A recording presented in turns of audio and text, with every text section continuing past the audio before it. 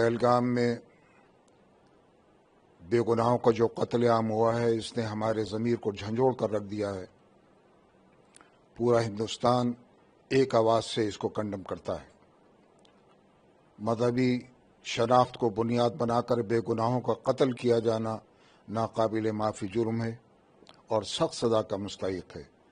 मैं आज सोगवार ख़ानदानों के गम में बराबर का शरीक हूँ और आइंदा आने वाले जुमे को इस हवाले से जामे मस्जिद से खिताब भी करूँगा कि ये नया भारत है, चुप नहीं रहता, जवाब देता है। अब जवाब सिर्फ शब्दों से नहीं, फैसलों, एक्शन और नतीजों से दिया जाता है, जिसका कल आपको उदाहरण मिला देखने को। और जिस तरीके से भारत सरकार ने वहाँ के राजनीतिकों को यहाँ के जो वापस रवाना करने के आदेश दिए हैं और जब तमाम वीज़े कैंसिल किए हैं, ये होना भी ज़रूरी था। कि देखिए, ताल्लुकात और आतंकवाद एक साथ नहीं चल सकता। पाकिस्तान को अब निर्णय लेना है कि आतंकवाद के साथ देना है या अपने पड़ोसी मुल्क के साथ अच्छे संबंध रखना है। भारत का संदेश कड़ा है, भारत आपकी नापाक हरकतों को बर्दाश्त नहीं करेगा। तो कल जो भारत सरकार ने फैसले लिए हैं, देखिए जब भी फैसले होते हैं डिप्लोमेटिक तरीके से भी मारे, इस तरीके से बहुत सीधी, ये पूरी तरीके से पाकिस्तान की रीढ़ की हड्डी को तोड़ने का फैसला था। वहाँ के जो अकाउंट के बैठे हुए हैं, वहाँ के जो हुक्मरान बैठे हुए हैं, सरकार बैठी हुई है और जो वहाँ की सेना जो बड़े बड़े बोल रही थी कुछ दिन पहले, उनको इसके नतीजे सामने देखने फेस करने पड़ेंगे और उनको इसके असरात भी पता लग जाएंगे। क्योंकि जो जल संधि का जो फैसला होल्ड पे रखा गया है, वो बहुत इंपॉर्टेंट फैसला है। उससे क्योंकि पाकिस्तान की 80% खेती जो है, सिंचाई जो है, वो उस पानी से होती है। वहाँ हाइड्रो पावर जो प्रोजेक्ट चल रहे हैं वो उस पानी पे निर्भर हैं और इससे जल संकट के साथ साथ ऊर्जा संकट भी उत्पन्न होगा, जो पाकिस्तान की इकोनॉमिक लेवल पे पूरी तरीके से रीढ़ की हड्डी को तोड़ेगा और इसका सीधा असर पाकिस्तान की सरकार पे, उनकी सेना को देखने को मिलेगा। और जहां तक मिलिट्री एक्शन का सवाल है, भारत के लिए तमाम विकल्प खुले हैं और हमें पूरी उम्मीद है मोदी सरकार अपना मिलिट्री एक्शन भी दिखाएगी, जिस तरीके से पुलवामा हमले के बाद दिखाया गया। प्रधानमंत्री नरेंद्र मोदी ने जब सीसीएस बैठक के बाद में जो विदेश मंत्रालय की प्रेस कॉन्फ्रेंस हुई और उसमें ये निर्णय लिए गए कि भाई 5 बड़े मुद्दे जो फैसले हैं वो लिए जाएंगे, उसके बाद से पाकिस्तान भी अलर्ट पर है। जो 18 फाइटर जेट हैं वो लाहौर और रावलपिंडी को। देखिए, पाकिस्तान कितना अलर्ट हो जाए, भारत की आज की तारीख में सैन्य शक्ति का मुकाबला कोई नहीं कर सकता।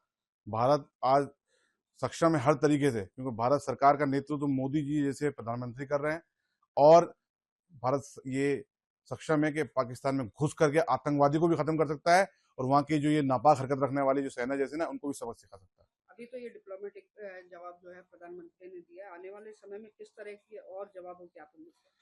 देखिए, भारत का पूरा हर नागरिक आज की तारीख में इतना गुस्से में है, जिस तरीके से वीडियो हमारे सामने आ रहे हैं, जिस तरह के नाहक बेगुनाहों को कत्ल किया गया मजहब पूछ के। लानत है ऐसे लोगों पे जो मजहब पूछ के मार रहे हो। आप लोग किस धर्म का एग्जाम्पल दे रहे हो? इस्लाम में इसकी जगह कहाँ है? तो भारत सरकार से तमाम देशवासियों की आज यही अपील है कि अंदर घुस के मारा जाए, इस आतंकवाद को जड़ से खत्म किया जाए। जितने आतंकवादी कैंप वहां चल रहे हैं और जिन्होंने इनको बैकअप दिया है, उनको भी खत्म किया जाए। पूरा देश आज मोदी जी के साथ, भारत सरकार के साथ खड़ा है, चाहे वो पॉलिटिकल पार्टी हो, चाहे आम नागरिक हो। हम सब भारत के सरकार के साथ खड़े हैं। भारत जो भी फैसला लेगा हम उसका स्वागत करेंगे, लेकिन समय आ गया है कि आतंकवाद को जड़ से खत्म किया जाए। प्रधानमंत्री नरेंद्र मोदी ने कहा है कि जो आतंकवादी हैं उन्हें कड़ा सबक सिखाया जाएगा और एक एक को चुन चुन कर मारा जाएगा। बिल्कुल, मैंने आपको कहा ना, ये नया भारत है। अब जवाब सिर्फ शब्दों से नहीं, फैसलों, एक्शन और नतीजों से दिया जाता है और मोदी सरकार से हमें पूरी ये उम्मीद है कि चुन चुन के मारा जाएगा जिन जिन लोगों ने नाहक बेगुनाहों का कत्ल किया है, उन आतंकवादियों को भी, उनको बैकअप करने वालों को भी। देखिए, भारत सरकार और भारतीय सेनाओं का लोहा पूरी दुनिया मानती है आज की तारीख में, और भारत सरकार और भारतीय सेना इतनी सक्षम है कि आतंकवाद को उनके घर में घुस के खत्म कर सकती है। पाकिस्तान ये ना भूले कि 1965 की जंग के अंदर भारतीय सेनाओं ने लाहौर में जाके चाय पी थी। तो जब भारतीय सेना उस जमाने में वहां पहुंच गई, तो आज की तारीख में भारतीय सेना सक्षम है हर तरीके से कि पाकिस्तान के कोने में घुस घुस के आतंकवादियों को चुन चुन के मार सकते हैं। और अब वक्त आ गया है कि पाकिस्तान से पीओके को अलग किया जाए। पाक ऑक्यूपाइड कश्मीर अनधिकृत तौर से उन्होंने कब्जे में लिया और वहां जुल्म ज्यादती हो चुकी है। तो अब भारत सरकार को चाहिए उसको वहां से अलग कराए, अपने भारत में शामिल करे, इस कश्मीर को मुकम्मल करे। ये जो कश्मीर में हादसा जो हुआ है, ये आतंकवादी नापाक साजिशें और नापाक मंसूबे जो हमारे बेगुनाह हिंदू भाइयों पर जो हमला हुआ है, हम उनको सख्त शब्दों में उसको वखोड़ते हैं और उसकी मजम्मत करते हैं।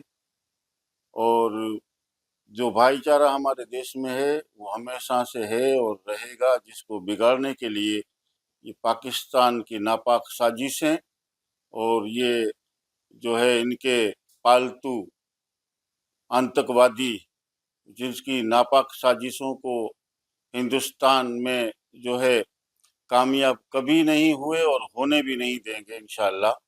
हम सब हिंदू मुसलमान एक दूसरे के भाई हैं और इस गम में जो 27 बेगुनाह की जो जान गई है वो शहीद हुए हैं, हम उनके गम में बराबर शरीक हैं और इंशाअल्लाह हमारा भाईचारा जो है वो हमेशा बना रहेगा।